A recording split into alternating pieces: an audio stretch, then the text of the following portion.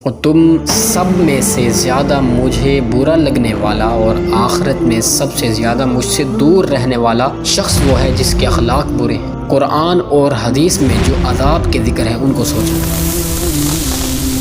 بسم اللہ الرحمن الرحیم۔ اپنی گفتگو کے آغاز سے قبل میں آپ کو اس چیز کی طرف ذرا اشارہ کر دوں کہ یہ توبہ اصلاح اخلاق کا سب سے پہلا نمبر ہے۔ اچھے اخلاق میں سب سے پہلی چیز توبہ ہے۔ حضور صلی اللہ علیہ وسلم نے ارشاد فرمایا کہ خوش خلقی یعنی اچھے اخلاق گناہوں کو اس طرح پگھلا دیتی ہے جس طرح نمک کے پتھر کو پانی پگھلا دیتا ہے، اور بدخلقی برے اخلاق عبادت کو اس طرح خراب کرتی ہے جس طرح سرکہ شہد کو خراب کرتا ہے۔ اور فرمایا رسول اللہ صلی اللہ تعالی علیہ وسلم نے کہ تم سب میں سے میرا پیارا اور آخرت میں سب سے زیادہ مجھ سے قریب وہ ہوگا جس کے اخلاق اچھے ہوں گے، اور تم سب میں سے زیادہ مجھے برا لگنے والا اور آخرت میں سب سے زیادہ مجھ سے دور رہنے والا شخص وہ ہے جس کے اخلاق برے ہیں۔ اور یہ بھی فرمایا کہ جو نرمی سے محروم رہا وہ ساری بھلائیوں سے محروم ہو گیا۔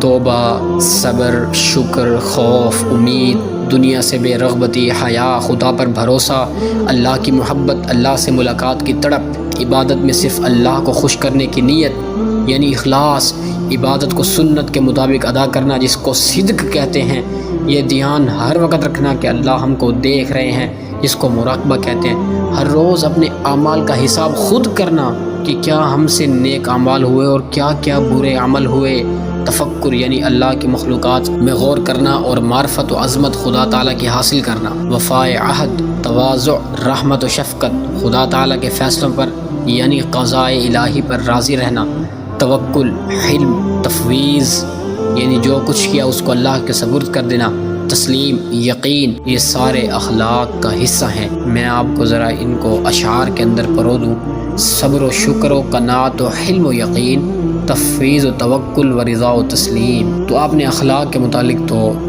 یہ سماعت فرما لیا، اب جو موضوع ہے اس کی طرف ذرا آتے ہیں۔ حضرت عبداللہ بن مسعود رضی اللہ عنہ کا ارشاد ہے: الندم توبۃ، کہ گناہ سے دل کا نادم اور شرمندہ ہو کر بے چین ہو جانا یہی توبہ ہے۔ توبہ کی توفیق کے لیے قرآن اور حدیث میں جو عذاب کے ذکر ہیں ان کو سوچا کریں۔ زبان سے توبہ کے ساتھ جو نماز روزہ قضا ہوں اس کی قضا علماء سے دریافت کر کے شروع کر دے۔